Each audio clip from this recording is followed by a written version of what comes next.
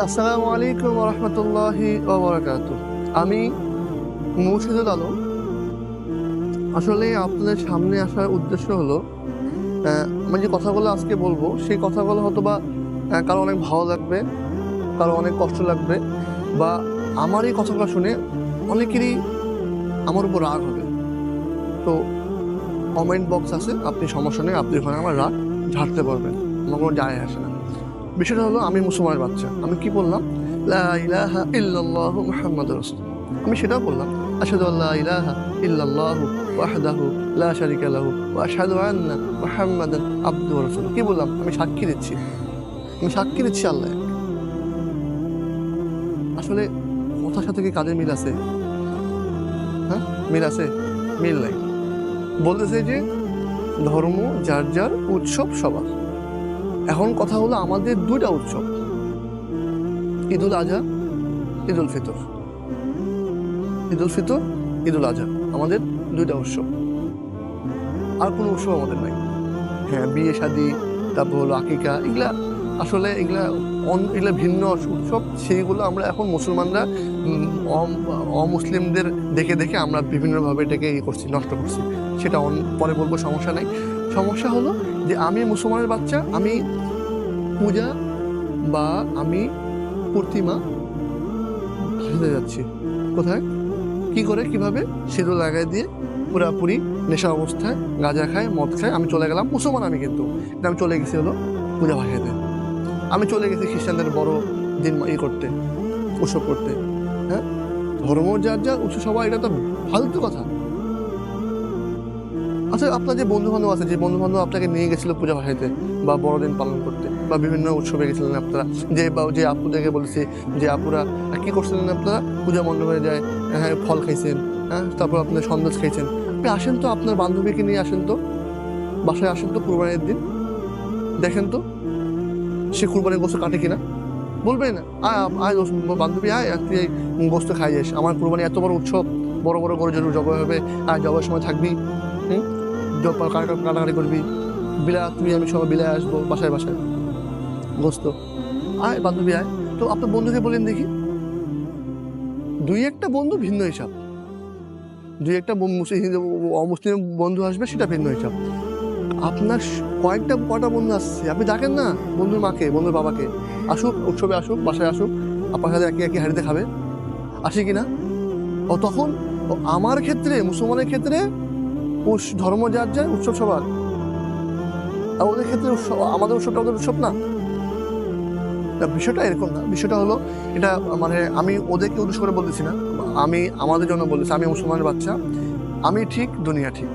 আমার কথা হলো, আমি মুসলমান ঘরে জন্মগ্রহণ করছি বিধায় আমি মুসলমান না, আমাকে মুসলমান হতে হবে। মুসলমান হওয়ার জন্য অনেকগুলো বিষয় আছে, সেই বিষয়গুলো আমি আমার মধ্যে আনতে হবে। আমার মধ্যে রাসূলের সুন্নত নাই, আল্লাহ তাআলার হুকুম নাই, আমি কোনো কিছুই মানি না, আমি কোনো কিছু বুঝেও বুঝি না, তাহলে আমি কেমন মুসলমান? আমি জাস্ট আপনাকে প্রমাণ করার জন্য বলতেছি যে আপু, আপনার বান্ধবীকে নিয়ে আসেন, আসে দেখেন যে আপনার বাসায় কুরবানির গোস্ত কাটতেছে কিনা।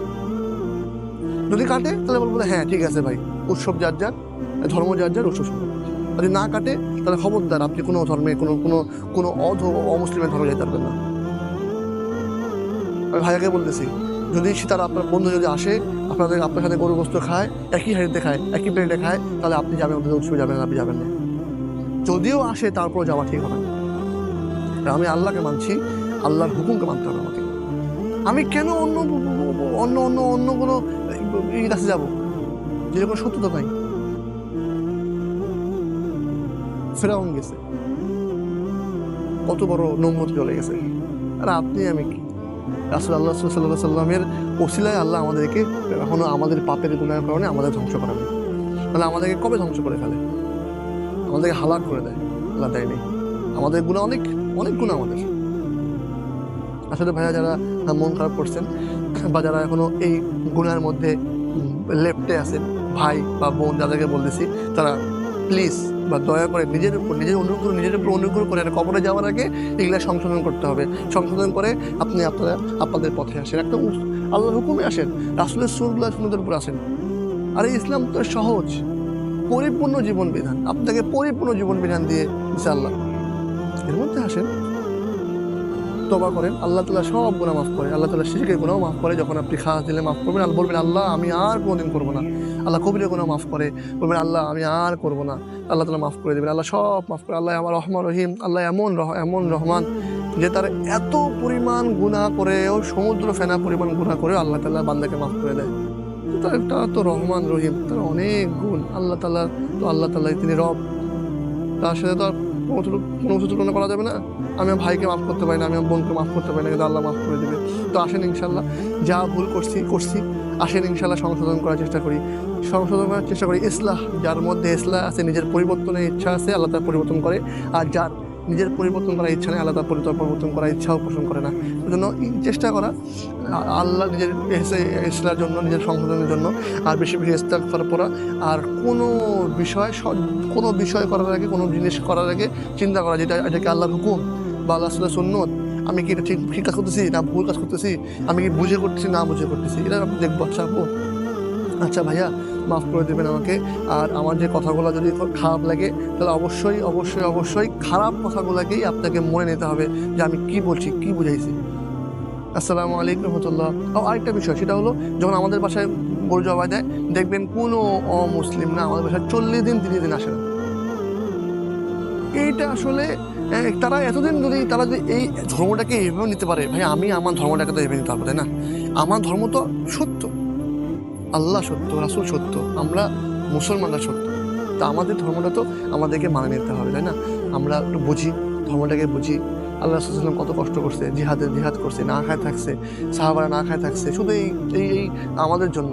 আজকে রাসূল সাল্লাল্লাহু আলাইহি ওয়াসাল্লাম মৃত্যুর সময় বলছি ইয়া উম্মতি, তাহলে আমি উম্মত হিসেবে কী করলাম, তাই না? ভাই একটু বুঝি, আপু একটু বুঝি। আচ্ছা ইনশাল্লাহ বুঝি, একটু বুঝে আমি একটু বুঝে কাজ করি ইনশাল্লাহ। আচ্ছা, আর কোনো সময় কোনো ধর্মের, কোনো অবিধর্মের বা অমুসলমানদের কোনো অনুষ্ঠানে যাবো না ইনশাল্লাহ। দোয়া করি আপনার জন্য, আপনারা আমার জন্য দোয়া করবেন ইনশাল্লাহ। আসসালামু আলাইকুম রহমতুল্লাহ। আবার দেখা হবে অন্য কোনো ভিডিওতে। আল্লাহ হাফিজ। আসসালামু আলাইকুম রহমতুল্লাহি ওয়া বারাকাতুহু। আপু আল্লাহ হাফিজ, ভাই আল্লাহ হাফিজ।